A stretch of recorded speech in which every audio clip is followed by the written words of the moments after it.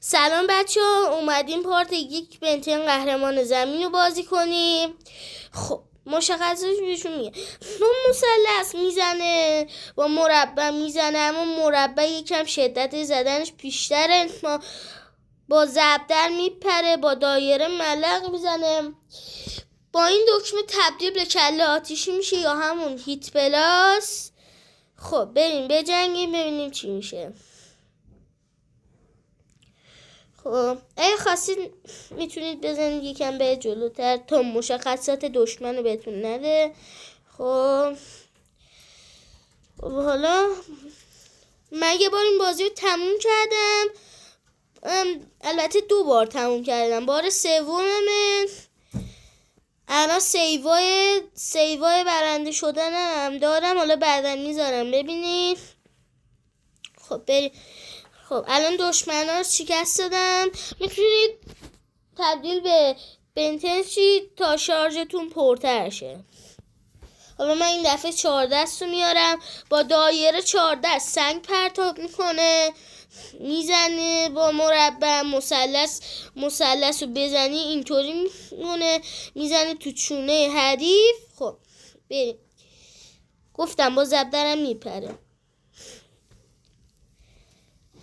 اگه خواستید میتونید توضیحاتش هم پایین اونجا که مشکیه نوشته چیز میکنید. حالا من دشمنا رو با شکستم. خب بریم جلو.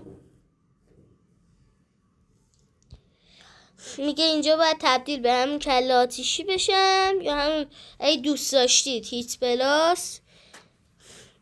البته هیت پلاس برای یه بنتن دیگه است. حالا اینجا باید 2 بار پرش بزنیم که رو هوا بمونه، زیاد رو هوا نمیمونه. باید مثلا این چوبا رو بزنید یا کاکتوسا رو بزنید بهتون جون اضافه میده یا شارژتون رو پر میکنه. راستی با اینم دفاع میکنه از خودش. توضیحات کله آتیشی هم بدم. با دایره شلیک میکنه، میپره، با مربع میزنه، مثلث میزنه. اگه مثلا قفلای زدنشو بزنید، اگه 3 تا مثلث اگه قفلاش باز شه، مثلا مرحله یا پارت 3-4، اگر 3 تا مثلث رو بزنید گردباد آتشین درست میکنه. البته من کله آتیش رو بیشتر از همه دوست دارم تو این بازی، به خاطر اینکه اگر 2 بار مثلث و 1 بار دایره رو بزنی میره رو هوا شلیک میکنه. البته وقتی رفتید پارت یکم بالاتر. خب بازی رو ادامه بدیم. البته داره شارژم تموم میشه، نه ترس شارژ اضافه. حالا بریم جلو. خب اینجا یه حریف جدید آورده که میتونه شلیک کنه به ما. این قوله که داره اونجا جرقه میزنه، قوله مرحله پارت اولشه. خب حالا من یکم تندترش کنم. خب حالا بریم. اولا بازی زیاد سختی نیست، کلا 23 تا پارته. هر پارتش هم حدود نیم ساعت 1 رو وقتتونه. شارژ من تموم شد. میتونید دفاع رو بزنید، هرچی بهتون بزنه غیر از قولاش هیچی نمیشی. خب بریم جلو. هدف گیری من یکم بد شده، اشکال نره. خب بریم جلو ببینیم چی میشه. اینجا گفته باید بپریم، نباید بسوزیم. حالا من یکم روشاشو بیشتر بلدم، به شما هم یاد میدم، قدرتاشم براتون میگم چجور باید فعالشون کنید. هم که گفتم طوفان آتشین درست میکنه. همه موجودات هم داره. مثلا فقط مشکل اینجاست کم موجود داره. مثلا کله آتیشی رو داره، 4 دست رو داره، مرد درختی رو داره دیگه. بذار بگم موجود توپی رو داره، موجود سریسه‌ای رو داره با یک 2 تا موجود اضافه دیگه. همه همون 6-7 تا موجود داره متاسفانه. البته باید 10 تا موجود داشته باشه که متاسفانه نداره. حالا من سیو نمی کنم. اگه خواستید سیو کنید دکمه اینو بزنید تا سیوش کنید. خب دکمه رو بزنید تا سیوش کنید. حالا یه حریف جدید آورده شبیه اون قوله مرحله پارت اینی که داریم بازی میکنیم. خب اینا قوله هم داره رد میشه از بغلمون.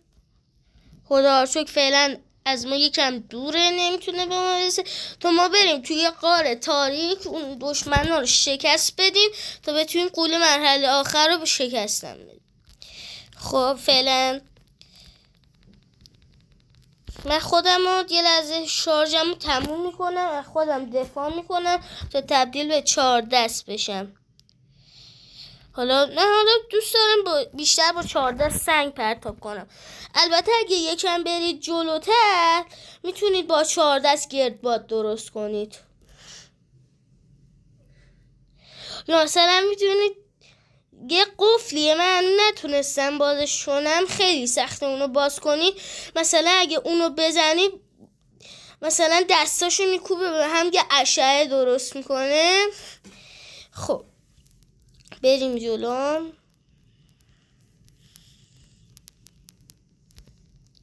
خب فعلا رفتیم تو هم غار تاریک، نزدیکیم به پارت یکی که تموم شه. بریم بزنیمشون ناکارشون کنیم.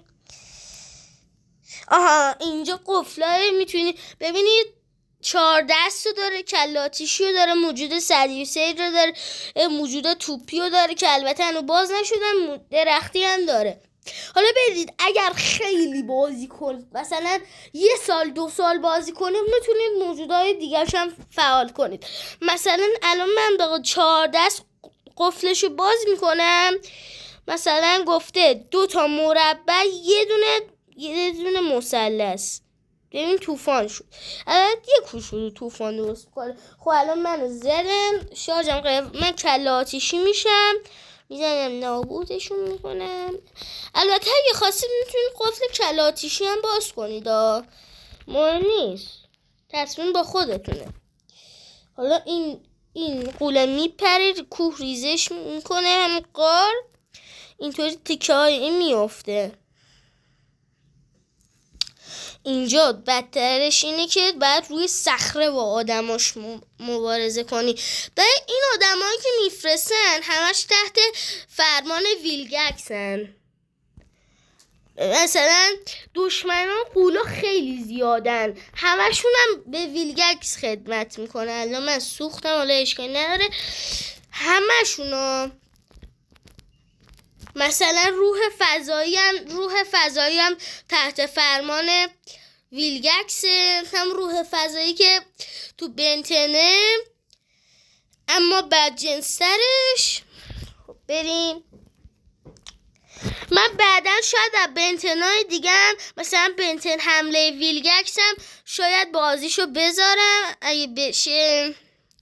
خب فعلا اینجا هنو قوله نمیاد، فعلا ما باید بجنگیم. الان قوله فعلا سعی داره دیوار رو بشکونه. نترسید، بشکونم نمیتونن و اندازش نمیشه. میریم توی نور، اونجا باش مبارزه میکنیم. از غار مثلا میایم بیرون، بعد یه فیلم نشون میده از دو طرف. فیلمش اینه که از 2 طرف چیز رو نابودش میکنه، بعد بهتون نشون میده. بذارید آخرش قوله فعلا نمیاد، اندازش نمیشه. منو میبینه، فکر میکنه من میخوام برم جلو، که البته درست فکر میکنه متاسفانه. خوش میشد برم عقب تر. حالا مشکل نداره، بجنگیم. خب این خودش مثلا آتیششون بزنید. خب اینجا بریم بیرون و خودتون رو آماده کنید تا قولش بیاد. خب من حالا میرم. خب این فیلمشه، تماشا کنید. من تماشا میکنم. اینطوری قوله میاد، 2 طرف راهو میبنده دیگه، نمیتونید برید تو غار، نمیتونید برید اینور بزنیدش. من بیشتر با 4 دست میتونید بهش سنگ پرتاب کنید، یا این دستشون خودش میاره جلو میزنیدش. حالا مهم نیست. من الان بیشتر با سنگ بزنیدش زودتر چیزش خالی میشه، قدرتش. اینم جونش اینجاست. البته من هنوز دفاع نگه دارید محافظت میکنه ها. مهم نیست هر قولی باشه، فقط قولای مثل ویلگکس. خب ببین اینجا گفته تبدیل باید به بن بشیم و دکمه دایره رو بزنیم. یه چیزایی میگه اگه اینو اشتباه بزنیم دستش نمیتره که یا یکم از جونش پر میشه. حالا ما شارژمون داره تموم میشه، حالا با بن یکم بزنیم. خب نمیتونیم، تبدیل به 4 دست میشیم. یه دونه محکم میزنیم اینجاش، حالا جونش تموم شه، میزنیم تو دست ناقصش. بهترین فوز جونم میده ها. وقتی بزنیش ازش جون میفته بیرون. خب فعلا ما باید این ربات رو شکست بدیم، نابودشون کن. خب میگه دوباره تبدیل به بنچ. این باز به جای کلا آتیشی این 4 دست رو میگه باید انجام بدی. خب ببینید این دوتا جاش باز شد. الان من دوباره همین کار رو انجام بدم، اون میله‌ای که اونجا یا اون منبع نیرویی که اونجا رو میکشم بیرون با 4 دست و قول مرحله آخرش شکست خوره دیگه. خب حالا ما بزنیمش. خب داره جونش تموم میشه. خب میگه دوباره بنو بیاری. این دفعه آخره که بنو میاره. این میزنه 4 دست، اینو میزنه، مربع رو میزنید، این میفته اینجا. باید دایره رو خیلی باید سریع فشار بدید تا اینو بکشی بیرون. باید میزنه تو صورتش. اینجا یه فیلمه، میتونید فیلمشو تماشا کنید تا آخرش فیلمه. جایزش رو گرفتید، حالا فیلمشو نشون بده.